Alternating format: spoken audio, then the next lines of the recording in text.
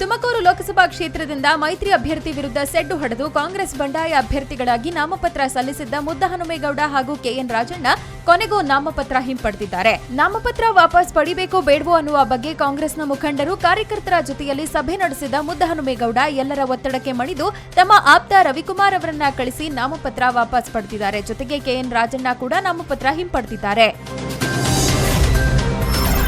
ಚಿಕ್ಕೋಡಿ ಲೋಕಸಭಾ ಕ್ಷೇತ್ರದ ಪ್ರಬಲ ಟಿಕೆಟ್ ಆಕಾಂಕ್ಷಿಯಾಗಿದ್ದ ರಮೇಶ್ ಕತ್ತಿಗೆ ಕೊನೆ ಕ್ಷಣದಲ್ಲಿ ಟಿಕೆಟ್ ಕೈತಪ್ಪಿದೆ. ಲೋಕಸಭಾ ಚುನಾವಣೆಗೆ ಬಿಜೆಪಿಯಿಂದ ರಾಜ್ಯದ 3 ಕ್ಷೇತ್ರಗಳ ಅಭ್ಯರ್ಥಿಗಳು ಫೈನಲ್ ಆಗಿದ್ದು, ಚಿಕ್ಕೋಡಿ ಸದಲಗ ಲೋಕಸಭಾ ಕ್ಷೇತ್ರದ ಅಭ್ಯರ್ಥಿಯಾಗಿ ಅಣ್ಣಾ ಸಾಹೇಬ್ ಜೊಲ್ಲೆ ಕಣಕ್ಕಿಳಿಯಲಿದ್ದಾರೆ. ಇನ್ನು ರಾಯಚೂರು ಮೀಸಲು ಕ್ಷೇತ್ರದಿಂದ ರಾಜಾ ಅಮರೇಶ್ ನಾಯಕ್ ಹಾಗೂ ಕೊಪ್ಪಳ ಕ್ಷೇತ್ರದಿಂದ ಕರಡಿ ಸಂಗಣ್ಣಗೆ ಟಿಕೆಟ್ ಫೈನಲ್ ಮಾಡಲಾಗಿದೆ. ಮಂಡ್ಯದಲ್ಲಿ ಅಂಬಿಗೆ ರಾಜಕೀಯ ಪುನರ್ಜನ್ಮ ಕೊಟ್ಟಿದ್ದೆ ನಾನು, ಬೇಕಿದ್ರೆ ಸುಮಲತಾ ಅಂಬರೀಶ್ ಸಮಾಧಿ ಎದುರು ನಿಂತು ಕೇಳಲಿ ಅಂತ ಮಂಡ್ಯ ಜಿಲ್ಲಾ ಉಸ್ತುವಾರಿ ಸಚಿವ ಸಿಎಸ್ ಪುಟ್ಟರಾಜು ಹೇಳಿದ್ದಾರೆ. ನಾನು ಅಂಬಿ ಕುಟುಂಬಕ್ಕೆ ಏನ್ ಮಾಡಿದ್ದೇನೆ ಅನ್ನೋದು ಕೇಳಲಿ. ಅವರ ರಾಜಕೀಯ ಏಳಿಗೆಗಾಗಿ ಶ್ರಮಿಸಿದವನು ನಾನು. ಅಂಬಿ ರಾಮನಗರದಲ್ಲಿ ಸೋತ ಬಳಿಕ ಮಂಡ್ಯಗೆ ಕರೆತಂದಿದ್ದು ನಾನೇ. ನನ್ನ ಆತ್ಮಾಭಿಮಾನದ ಬಗ್ಗೆ ಪ್ರಶ್ನೆ ಮಾಡೋದು ಬೇಡ ಅಂತ ಸುಮಲತಾ ಟೀಕೆಗಳಿಗೆ ಸಚಿವ ಪುಟ್ಟರಾಜು ತಿರುಗೇಟು ನೀಡಿದ್ದಾರೆ. ಅಂಬರೀಶ್ಗೆ ನಾನೇ ರಾಜಕೀಯ ಪುನರ್ಜನ್ಮ ನೀಡಿದ್ದು ಎಂಬ ಸಿಎಸ್ ಪುಟ್ಟರಾಜು ಹೇಳಿಕೆಗೆ ಸುಮಲತಾ ಕೆಂಡಾಮಂಡಲರಾಗಿದ್ದಾರೆ. ಪುಟ್ಟರಾಜು ಅಂಬರೀಶ್ ಅವರ ಕಾಲಿಗೆ ಬಿದ್ದಿದ್ರು. ಯಾರಿಂದ ಯಾರು ಏನಾದ್ರು ಅಂತ ನನಗ್ ಗೊತ್ತು. ಅಂಬರೀಶ್ ಯಾವತ್ತೂ ಯಾರ ಸಹಾಯ ಕೇಳಿಲ್ಲ. ಅಂಬರೀಶ್ ಇದ್ದಾಗ ಮಾತನಾಡಲು ಧೈರ್ಯ ಆಯ್ತಾ? ಇವಾಗ ಬಾಯಿಗೆ ಬಂದ ಹಾಗೆ ಮಾತನಾಡ್ತಾರೆ. ಮನಸ್ಸಾಕ್ಷಿ ಇರೋರು ಈ ರೀತಿ ಮಾತಾಡಲ್ಲ. ಅವರೇ ಬೇಕಾದ್ರೆ ಸಮಾಧಿ ಬಳಿ ಹೋಗಿ ಕೇಳಲಿ ಅಂತ ಪುಟ್ಟರಾಜು ವಿರುದ್ಧ ಸುಮಲತಾ ಗುಡುಗಿದ್ದಾರೆ.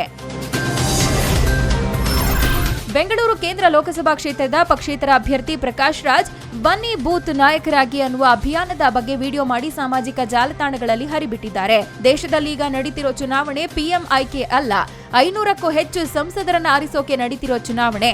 ನಾವು ಕಳಿಸುವ ಸಂಸದರು ಕೂಡಿ ಪ್ರಧಾನಿಯನ್ನ ಆರಿಸ್ತಾರೆ. ಪ್ರಜೆಗಳಾಗಿ ನಾವು ದುಡಿಯುವ ಉತ್ತಮ, ಅರ್ಹ, ಪ್ರಾಮಾಣಿಕ ಸಂಸದನನ್ನ ಆರಿಸೋಣ ಅಂತ ಪ್ರಕಾಶ್ ಕರೆ ನೀಡಿದ್ದಾರೆ. ಪ್ರಧಾನಿ ಮೋದಿ ತೆಲಂಗಾಣದಲ್ಲಿಂದು ರಣಕಹಳೆ ಮೊಳಗಿಸಿದ್ದು 2019ರ ಲೋಕಸಭಾ ಚುನಾವಣೆ ಚೌಕಿದಾರ್ ಹಾಗೂ ಭ್ರಷ್ಟಾಚಾರಿಗಳ ನಡುವಿನ ಹೋರಾಟ ಅಂತ ಗುಡುಗಿದ್ದಾರೆ. ಇಲ್ಲಿನ ಮೆಹಬೂಬ್ ನಗರದಲ್ಲಿ ರ್ಯಾಲಿ ಉದ್ದೇಶಿಸಿ ಮಾತನಾಡಿದ ಮೋದಿ, ಸಿಎಂ ಚಂದ್ರಶೇಖರ್ ರಾವ್ ಸರ್ಕಾರಕ್ಕೆ ರಾಜ್ಯದ ಅಭಿವೃದ್ಧಿ ಬೇಕಿಲ್ಲ, ಇವರಿಗೆ ಕುಟುಂಬ ಮೊದಲು, ನಂತರ ಜನತೆ. ಕೇಂದ್ರ ಸರ್ಕಾರದ ಯೋಜನೆಗಳನ್ನ ಜಾರಿ ಮಾಡುವಲ್ಲಿ ಕೆಸಿಆರ್ ವಿಫಲರಾಗಿದ್ದಾರೆ. ಇವರು ಕೇವಲ ಓಟಿಗಾಗಿ ರಾಜಕಾರಣ ಮಾಡ್ತಿದ್ದಾರೆ ಅಂತ ತರಾಟೆ ತೆಗೆದುಕೊಂಡ್ರು.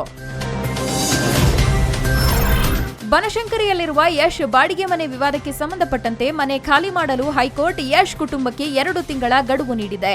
ಈ ಹಿಂದೆ ಯಶ್ ತಾಯಿ ಮನೆ ಖಾಲಿ ಮಾಡೋಕೆ 6 ತಿಂಗಳ ಕಾಲಾವಕಾಶ ಕೋರಿ ಅರ್ಜಿ ಸಲ್ಲಿಸಿದ್ರು.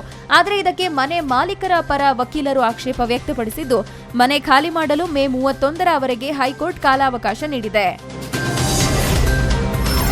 ಕಾಂಗ್ರೆಸ್ ಜೆಡಿಎಸ್ ನಡುವೆ ಸಣ್ಣ ಪುಟ್ಟ ತಪ್ಪಾಗಿದ್ರೆ ಕ್ಷಮಿಸಿ ಅಂತ ಹಾಸನದಲ್ಲಿ ಲೋಕೋಪಯೋಗಿ ಸಚಿವ ಎಚ್.ಡಿ. ರೇವಣ್ಣ ಕಾಂಗ್ರೆಸ್ ಕಾರ್ಯಕರ್ತರಿಗೆ ಕ್ಷಮೆ ಕೇಳಿದ್ದಾರೆ.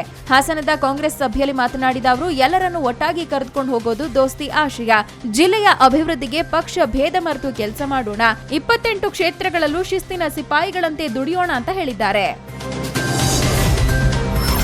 ಪೋಸ್ಟರ್ ಹಾಗೂ ಟೀಸರ್ನಿಂದ ಎಲ್ಲರ ಗಮನ ಸೆಳೆದಿರುವ ಮೌನೇಶ್ ಬಡಿಗೇರ್ ನಿರ್ದೇಶನದ ಹರಿಪ್ರಿಯಾ ನಟನೆಯ ಸೂಜಿದಾರ ಚಿತ್ರದ ಜಾರುತ್ತಿರುವೆ ವಿಡಿಯೋ ಸಾಂಗ್ ಬಿಡುಗಡೆಯಾಗಿದೆ. ಹಾಡಿಗೆ ಉತ್ತಮ ಪ್ರಶಂಸೆ ವ್ಯಕ್ತವಾಗ್ತಿದೆ.